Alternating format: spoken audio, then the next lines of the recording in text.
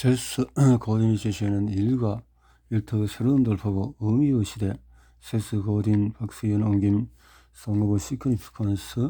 세스 간의 세계적인 마케팅 구루이자 비즈니스 전략가, 스탠퍼드 경영대학에서의 MBA 과정을 마치고 다이렉트 마케팅의 선두주자인 여여다인을 설립해서 AT&T를 비롯한 글로벌 기업에서 온라인 프로모션 기법을 전파했다. 이후에 야후의 마케팅 담당 온라인 커뮤니티 서비스 스키드의 CEO로 활약했다.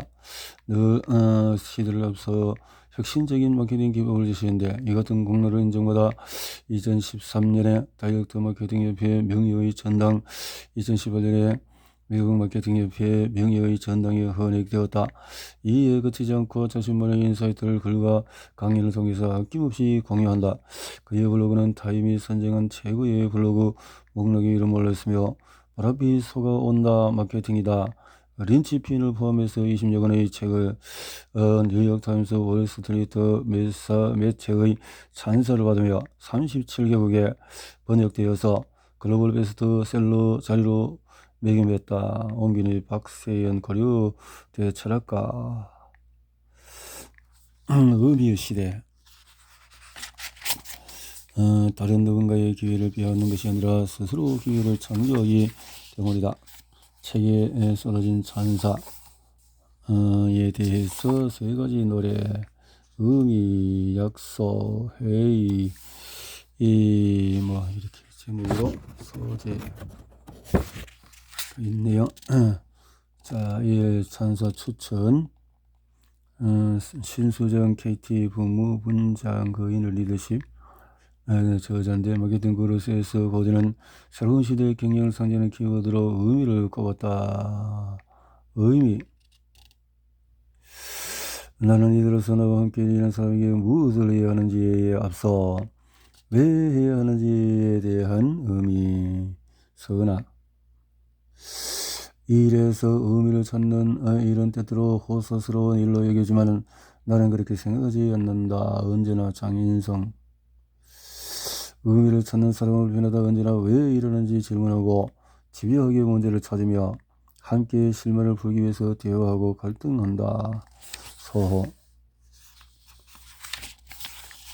마케팅 그릇에서 거든이 신작이 나왔다. 마케팅에 관한 책일 거란 예상을 깨고 AI 시대의 조직이 성공하기 위한 새로운 일의 패러다임을 제시했다.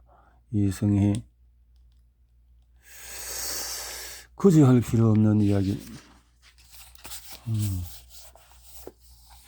관심 있는 사람은 어쨌든 이미 알고 있을 것이다. 일이 제대로 돌아가고 있지 않다는 것을. 당신이 상사라면 아마도 실망하고 혼란을 느끼며 극심한 압박을 받고 있을 것이다. 당신이 바라보는 것은 놓친 기회와 허물어진 약속이다. 상사 밑에서 일하고 있다 해도 아마도 똑같은 감정을 느끼고 있을 것이다. 문제는 우리에게 있다. 그것은 우리가 몇 년 전에 무심결에 내린 판단, 서로에게 강요하고 상황이 힘들어질수록 더 강하게 밀어붙이는 끔찍한 반사작용 때문이다. 우리는 상황을 더 나쁘게 만드는 데 점점 더 능숙해지고 있다. 이 책은 갈림길에 관한 모두가 내려야 할 의사결정에 관한 짧은 책이다. 우리는 각자의 방식대로 모습을 드러내지만 선택은 똑같다. 우리는 잘할 수 있다. 그리고 더 잘할 수 있다. 사실 이는 앞으로 나가기 위해서 쓸모있는 유일한 방식이다. 우리가 누가 겪었을 또 소비자가 상상할 수 있는 최고의 경험을 창조할 수 있다. 회복력이 있고 유연하고 탄탄한 조직을 만들 수 있다. 지금까지 우리는 오랫동안의 단위로운 일을 해와서 스스로 정체되어 있다고 생각하지만 얼마든지 더 나은 것으로 넘어갈 수가 있다. 우리는 더 잘할 수 있다. 우리는 직원과 상사를 실망시킨다. 그리고 그들 역시 우리를 실망시킨다. 그들은 우리에게서 우리 일에서 더 많은 것을 요구한다. 우리는 꿈과 에너지를 품고 일하러 가지만 매일 조금 더 지쳐가기만 한다. 신뢰와 열정으로 일터에 오지만 남는 것은 허무함이다. 우리 팀은 더 잘할 수 있다. 우리의 노력은 영향을 미칠 수 있다. 그러기 위해서는 무엇이 가능한지를 이해해야 한다. 현실을 직시하자. 우리는 얼마든지 이끌 수 있다. 우리가 경험한 최고의 일자리는 나는 나의 성취에 스스로 놀랐다. 독립적으로 일할 수 있었다.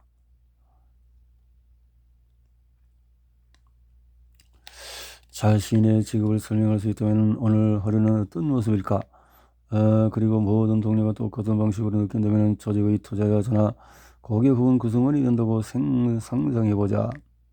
나는 90개국에 있는 1만 명의 사람들에게 그들이 경험한 최고의 일자리 조건에 대해서 설명해 보도록 했다. 사람들의 네 가지 항목이 압도적으로 많았다. 나의 성취에 스스로 놀랐다. 독립적으로 일할 수 있었다. 팀은 중요한 것을 만들어내었다. 사람들은 나를 존중했다. 비교 대상이 없다. 그렇다. 우리는 먹고 살아야 한다. 그런데 어떻게 먹고 살 것인가? 그것은 단지 돈만의 문제가 아니다. 세상이 어지러울 때 건강이 위협받고 장래가 어두울 때 월급과 생산성만으로 충분하지 않다.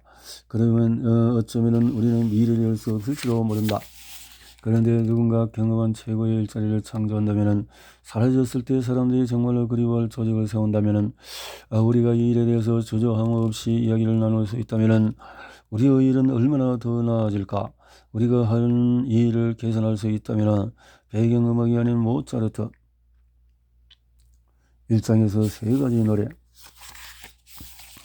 물에 빠지지 않는다면 당신은 구조원이다. 성정의 노래. 긴 겨울이 지나고 따뜻해지면서 꽃이 필 때 벌집은 활기를 띠기 시작한다. 여왕벌은 무리를 낳기 위해서 특별한 방을 짓는다. 이제 성정의 노래를 부를 무대가 모습을 드린다. 저자이자 양궁가인 제클린 프리먼은 꿀벌의 생애 중에서 사람들이 종종 못 보고 지나치는 마법의 순간을 주제로 글을 썼다. 새로운 여왕벌이 탄생할 때 기존의 여왕벌을 비롯하여 벌집에 거주하던 절반의 벌들이 무리를 지어서 떠난다. 수만 마리의 벌들이 순식간에 누구의 통제도 받지 않은 채 함께 날아간다. 그들은 더 작고 어린 벌들과 새로운 여왕에게 먹이로 가득한 집을 내어주고 떠난다. 무리에 지어 날아가는 벌들이 빚어내는 소리는 황홀하다. 우리는 정확하게 어디로 날아가야 할지 알지 못한 채 기혀가 성정을 찾아서 떠난다. 그리고 수백 미터 떨어진 곳에서 나뭇가지를 발견하고는 밀집된 공 모양으로 뭉쳐서 서로의 온기를 유지한다. 그러고 나면 정찰대를 파견해서 80제곱미터에 달하는 지역을 탐색하며 벌집을 지을 새로운 장소를 찾는다. 우리는 며칠 안에 새로운 거처를 정해서 새로운 벌집을 지어야 한다. 실로 용감한 도전이 아닐 수 없다. 벌들은 협력과 질서, 관계를 통해서 아무런 지도 없이 거처를 옮기는 도전 감행한다. 안전의 노래. 물론 인간은 벌이 아니다. 그렇지만 벌과 같은 공통점을 가지고 있다.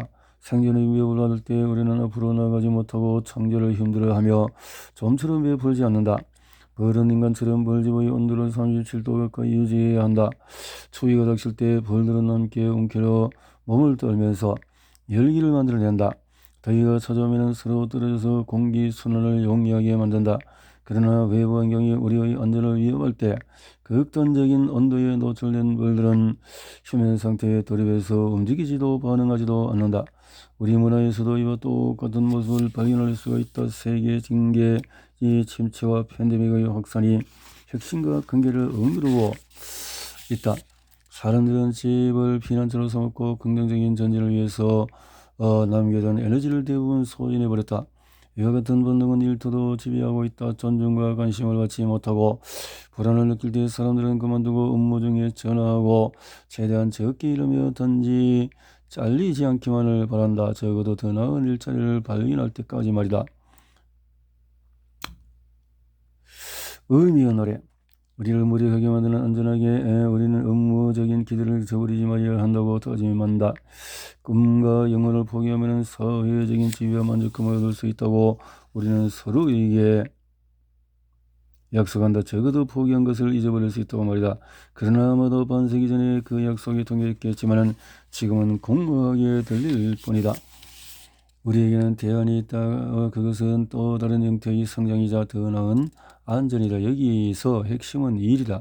그 일은 차이를 만들고 더 큰 존재의 일부가 되고 자부심을 느끼게 하는 것이어야 한다. 그리고 그것이 의미의 노래이다. 의미의 노래. 2장 의미를 향하여. 관심 있는 사람들이 창조한 중요한 일은 사람들은 무엇을 원하는가? 기본적인 욕구가 충족되었을 때 사람들은 자신이 일이나 무엇을 원하는지 분명히 알게 된다. 자율성은 우리에게 시간에 대한 통제력을 주고 스스로 어떤 일에 기여할 것인지 선택하기를 허락한다. 그러나 결국 투쟁의 갈등으로 점철된 산업 시스템은 우리에게 자율성과 존엄성 모두를 앗아가고 있다. 기업은 무엇을 원하는가? 존 헨리는 철도 산업에 종사했다. 그는 바위 폭발을 하기 위해서 구멍을 뚫는 일을 담당했다. 심리학자 닐 밀러는 다음과 같이 말했다. 전기 드릴 기업의 직원이 작업 현장에 드릴을 가지고 왔을 때 존 헨리는 드릴을 거부했다. 그는 자기 일에 강한 자부심이 있었고 기계가 인간의 일을 대체하는 장면을 목격하지 않으려 했다. 헨리는 기계와의 대결에서 승리했다. 적어도 그의 노래에서는 말이다. 그러나 알려진 바에 따르면 그는 탈진으로 사망했다. 너무 많은 인생을 내걸어오던 그의 승리는 사람들에게 새로운 현실을 보여주었다. 그것은 그때부터 인간의 노동은 기업가들이 개발하는 기계를 결코 따라잡을 수 없다는 사실이었다. 새로운 기계가 개발될 때마다 자리를 빼앗긴 노동자들은 더 높은 수준의 교육을 통해서 기계가 차지하지 못한 일자리로 넘어가야 했다. 2023년 지금 기계는 호텔에서 일하는 로봇, 주식을 거래하는 알고리즘, 사파를 그리고 엑스레이를 판독하는 기계, 학습 시스템의 영역으로까지 확장했다. 이제 기업이 요구하는 바가 변했다. 갑작스럽게 말이다. 기업은 기계가 할 수 없는 반자동화된 업무를 처리하는 값싼 노동력이 아니라 대단히 희귀한 두 가지 자원을 찾고 있다. 그것은 바로 창조성과 인간성이다. 그 두 가지는 빠르게 변화하는 세상에서 인간을 대하고 전략을 수립하고 통찰력을 발견하는 일과 관련이 있다. 갈림길에서 9장 우리는 선택해야 한다. 지금만큼 그 선택이 확실했던 적은 없었다. 산업주의는 권력을 이용해서 수익을 올리고자 한다. 시장 자본주의는 문제를 해결해서 돈을 벌어들이고자 한다. 권력이 빚어낸 부정적인 결과는 서서히 실체를 드러냈고 이제 모두가 알아볼 수 있다. 사람들은 기준을 세우거나 타협을 재정했고 결국에는 인간성의 소멸과 그에 따른 기쁨의 상실을 받아들였다. 이러한 과정이 시작될 때 매몰 비용은 사람들의 기준을 이동한다. 그들은 이전에 한번 받아들였기에 다시 적응하려는 유혹을 느낀다. 다른 한편으로 시장자본주의는 전 세계적으로 많은 일자리와 가치를 계속해서 창출하고 있다. 이는 문제를 발견하고 해결하는 끝없는 작업이다. 갈림길은 바로 지금 여기 이 순간이라 갈림길을 확인하고 선택할 시간이다. 우리는 함께할 때 더 나은 것을 창조한다. 시간, 노력, 상상력을 투자할 가치가 있는 것을. 맥도날드는 안전하다. 맥도날드와 같은 패스트푸드 체인점에서의 경험은 언제나 특정한 범주를 벗어나지 않는다. 우리는 소비자든 직원이든 상관없이 말이다. 그리고 무엇보다도 편리하다. 편의성은 생산성이 높고 소비자 중심의 산업주의의 핵심이다. 엄격하게 말해서 산업자본주의는 힘을 발휘하고 있다. 산업이 이룩한 진보가 없었다면 오늘의 세상은 존재하지 않을 것이다. 그리고 산업이 제공하는 안전한 일자리는 많은 이에게 생명선이자 살기 위한 또 유용한 방식이다. 또한 기계화의 냉혹한 과정 이면에는 모종의 잔인한 이 아름다움이 존재한다. 후기 산업자본주의는 다르다. 여기서 멈춰야 할지 모른다. 의미를 추구하는 이들에게도 족쇄를 채우고 있다. 안전을 추구하는 사람들을 포기하고 있다. 두 길을 동시에 가는 도전. 오래동안 모두를 위한 여지가 존재했다. 안전과 산업 발전의 확실성이 인간성, 변화의 성장, 개인 자율성의 가능성과 공존했다. 그러나 우리는 스톱워치에 직면했다. 산업 자본주의 완벽함을 추구하는 이들과 경쟁할 때 우리는 그들이 우리를 지나치게 평가하고 표준화하고 관리할 것이라는 사실을 알아야 한다. 이는 곧 바닥을 향한 경쟁이다. 의미 있는 일은 산업주의가 제거하고자 하는 바를 포함한다. 의미는 불편하다. 우리는 강력한 도구를 개발했다. 의사소통, 생산, 확장을 위한 도구이자 자신의 지혜를 활용해서 다른 일을 위한 가치를 만드는 도구를 이제 그 도구는 우리가 더 좋은 것을 창조하기 위해 존재한다. 그렇게 선택하기만 한다면 말이다. 하지만 이 도구를 잘 사용하려면 상사, 직원, 소유자로서 우리의 의지가 필요하다. 우리는 새로운 영의 약속과 다양한 일련의 규칙에 동의해야 한다. 극단으로부터 배우기. 자직의 극단에서 우리 앞에 놓인 선택지를 알아볼 수 있다. 먼저 모든 근로자를 상시 감시하고 모든 업무를 최대한 세밀하게 구분하고, 다음으로 모든 직원이 참여하고 일정한 장소를 유연하게 관리하며, 대부분의 조직은 이 양극단의 중간에 위치한다. 여기서 기술과 경쟁은 조직들을 첫 번째 극단의 방향으로 세차게 밀어붙인다. 우리는 무엇을 위해서 일해야 할지를 결정을 내려야 한다. 결핍과 손실을 위한 시간을 보낼 것인지, 어떻게 가르치고 어떻게 벗어날 것인지, 현실을 직시하고 뛰어들자. 판매를 주체로 한 메인 칼사의 체계, 모든 관리자를 위한 메시지를 담고 있다. 직원을 관리하기 위한 자료 시스템 조직의 목록은 끝이 없다. 다른 사람들과 함께, 다른 사람을 위해서. 그래서 마케팅에서 나는 자신의 문제가 아니라 다른 사람의 문제를 해결하기 위해서 마케팅을 시작할 때 비롯되는 힘에 관해서 이야기했다. 복싱 거책의 얼굴을 얻어맞기 위해서 체육관을 찾는 사람은 없다. 그러나 어떤 이들은 기술을 연마하기 위해서 스포링 상대에게 기꺼이 돈을 지불한다. 차이는 분명하다. 그러나 우리는 이를 소리내어서 말하는 법을 잊었다. 점수도 체크 표시도 배지도 없다. 당신은 내게 어디로 가고 있는지, 그리고 무엇을 원하는지 말한다. 당신은 자신의 의지와 기분을 개발되어서 약속한다. 이 일의 유형은 생산활동에 참여한 개인의 창조적인 일이 있다. 공동체와 단체의 일이 있다. 감시하의 지시에 따르는 산업적인 일이 있다. 그들이 세상의 변화를 일으킬 여정에 참여했기에 무엇이든 기꺼이 감수하는 이의 핵심적인 일이 존재한다. 산업적인 일은 우리가 종종 일에 대해서 생각할 때 올리는 것이다. 우리는 특정한 상황에서 할 수 있는 모든 것을 검사하고 측정한다. 그러나 산업시대의 종말과 컴퓨터의 등장은 방정식을 완전히 바꿔놓았다.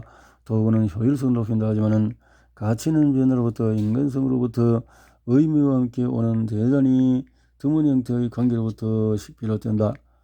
바로 우리가 관심을 기울이기 때문에 나타나는 감정 노동이다.